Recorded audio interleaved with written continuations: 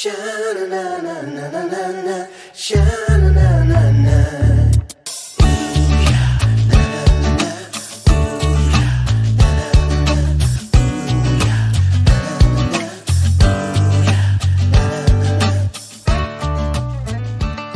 Everybody, it's Laura with Jot and Tittle Vintage Typewriters, and I know we already have a tutorial video for this model, but I thought it would be good to update and just put out a fresh one. I have right here a Smith Corona. It's a 1962. It's a Galaxie, and I thought we would just kind of take a look at it. This is, if you're somebody that's looking for something that's just a really good basic typewriter, it's affordable, it's going to last you a long time. I mean, if you take care of your typewriters, they're going to last you forever. But sometimes people are like, hey, I don't want the trendiest or the fanciest. I just want a really good typewriter that's, you know, not crazy expensive. And this is what it would be. This is a great machine. It's manual. This is the original color beige. This one's been taken really good care of. But also, if you found one, you know, maybe it was passed down to you or you found it at a garage sale, I hope this video will help you learn how to use your typewriters. So first of all, I'm going to take this paper out, and I'm going to do that by pulling forward the paper release. I'm going to pull it out. And so the Galaxie, you know, has your standard 10-inch carriage. It's got the carriage release levers on each side. Now, it is common for one of the or both of these to break. It's not the end of the world. You just have to find something that's like a piece of metal or something for leverage. That you'll see a little nub of a metal piece sticking up where the lever was attached. You just need to find something solid to kind of affix to that, tape to it or glue to it for the leverage, and then I have seen pencils. I have seen plastic spoons. We've seen a lot. We've seen pen caps. We've seen a lot of interesting things attached to these metal pieces in place of the plastic lever. So whatever you can find to get the leverage to move your carriage, go for it. All right. So, like I said, this one's all manual. You have a paper holder back here. To move that carriage, either one of those, just pull it in. You should have a bell that dings when you get to your right margin. This one is nice and strong. Your platings on the 62, most of them should be in pretty good condition. This one still has some give to it, so that's really nice. Now, if your typewriter slaps your plating really hard, then a good tip is to, and you'll know because when it hits, it's like slap, slap, slap. You know, put two papers in. And some people prefer to put two paper in anyway. Just your personal choice. But if it sounds really loud when you're typing, try to put in two pages in there. Okay, so there is your roller handle. Every time you turn it, it's a half a click. And when you hit your return handle, which is this long metal piece right here, it's going to advance 1, 2, or 3 lines, depending on where you have it selected. It's right here on the left side. That's a line selector. That's single line space. There's double.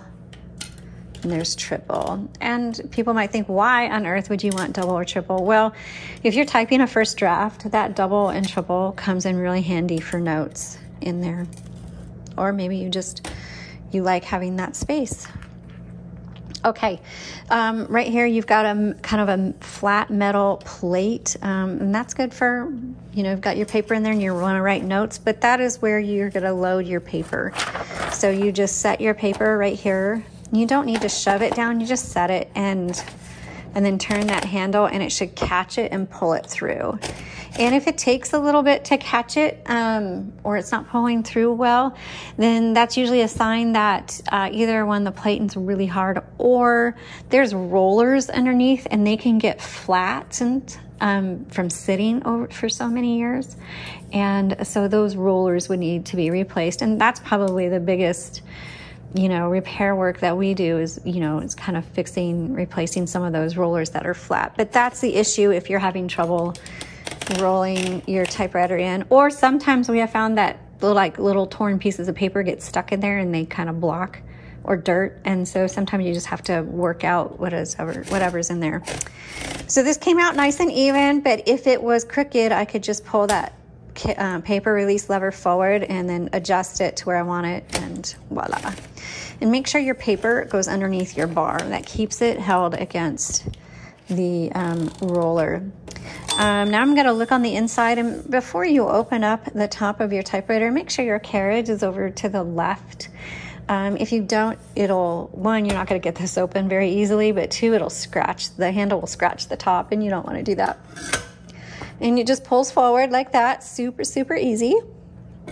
You'll find your spool and ribbon right underneath there, and we have a universal ribbon in here, and universal ribbons are very easy to find. You can find them on our website at jotandtittletypewriters.com. And it doesn't matter if it's plastic or metal, it doesn't make any difference, it's just what you like. This takes a 2-color ribbon. Now, there are, the basic 2 colors are black and red, and there are places out there like on Etsy or eBay where people sell different colors. So you can probably find just about any color you want out there, but black and red is standard. Black is on top, red is on bottom. You have to make sure it's threaded properly though. So I would go to the product listing, and that link is in the description below, and go to the product listing and look for the photo there's an up close photo of this whole area, and save that to your, screenshot it or save it, and for reference, so that when you need to thread your ribbon, you can kind of look at that, because they can get a little tricky. It's just really almost impossible to show you by video because your hands get in the way, but there'll be little slits in these metal pieces where you slide either under or through or over, and you'll just have to look at that and just make sure it looks this way when you're done. Make sure your ribbon is threaded through the guide wire here and here, and then the ribbon comes above the top and it goes around. So top and around, that's the way it needs to be threaded. When you get to the end of your spool, it's not the end of the ink in your ribbon. You just reverse it, and here's your reverse lever right here. There we go, I had it wrong way. And that should reverse it. And because when you get to the end of your spool, it's not the end of the ink in your ribbon, like I said, you just go back and forth many, many times until you use up all that ink.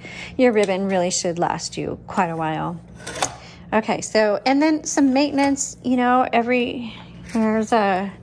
I keep a little mini paintbrush and some mineral spirits, and, maybe after every time you use it, just kind of clean it out, especially when you first get it or when you first find it. It might be a little stiff or sticky. And as you use it, it's going to work out some of the gunk that's been collecting over the years, and so you may have to do it quite a bit at first when you find yours. Now, some of them, if you do have an old one, I do recommend just investing in having somebody professionally clean that for you to get started, but this is a great maintenance. Okay, or you can use a Q-tip. I actually like Q-tips too, so. All right, so down here you have your color selector. We've got red on the bottom, black on the top, and you'll see that kind of open square or white. That's a stencil setting, and you can do your own research if you want to ever use that stencil setting. Most people won't, but if it's on the stencil setting, your typewriter is not going to type properly. You're going to be like, hey, it's just indenting, it's not printing. So if that happens, there's nothing wrong with your typewriter, or at least stop, check 2 things. Check your ribbon, make sure you don't need to reverse it, and check your color selector, and then put your color selector on, and now it types. All right, so we've got this LMH here on the left side. That's just really like a tension setting, kind of determines how hard these type bars are going to strike your paper. So there's 2 ways to do tension, with your own personal, how hard you strike the keys. And on this Galaxie, with it being a manual, you're going to want a heavier hand. I have a really light touch and a light typing hand. So this if I were to use the Galaxie, it would require a little more thought on my part because I'm going to have to hit the keys heavier than I would on some of the other ones that I choose to use, only because my hands are really small. And, but like my husband, naturally, he's obviously got larger hands. He naturally is heavier handed. And so he types on this very easily. But you can adjust tension over here. So you have low, I guess, low, medium, high. I don't know what they mean, but that's what that is for. And then you have your clear and your set. This is for your tab. So let's go over here, and I have a tab set right there. I'm going to clear it. So now it's clear. And then you just go to where you want it to be set. You hit set, tab over, and there you go. And let's say sometimes you'll get a typewriter. Oh my goodness. It's like they set a tab after every 2 or 3 spaces, and you're like, what the heck? So if there's an all clear, what you do is you hold down the clear while releasing your carriage. I just go back and forth a couple times, and then there you go, all clear. And that is how you use your Smith Corona Galaxie. Oh, let me do one more thing. So the margin release. So now that bell, tells me, hey, you are at the end of your margin. You need to hit that return handle. But you might be like, hey, I don't want to hit the return handle just yet. I want one more word, or I want to finish my word. And so what you do, so it's going to stop on you, and then you just hit that MR for margin release, finish your thought, and then you can hit your return handle. Now, obviously, if you are hitting that margin release on almost every line, there's 2 issues. You need to either reset your margin, or you just need to start hitting return a little bit earlier. So you shouldn't be using this on every line. This is just for like those occasional moments where you kind of need to finish a thought. All right. I hope you found this helpful, enjoyable. Welcome to the world of typewriters. If you're new to it, we're glad you are here. Take some time to write somebody a letter today and send it off, and be a blessing to them. All right. We'll talk to you soon. Bye-bye.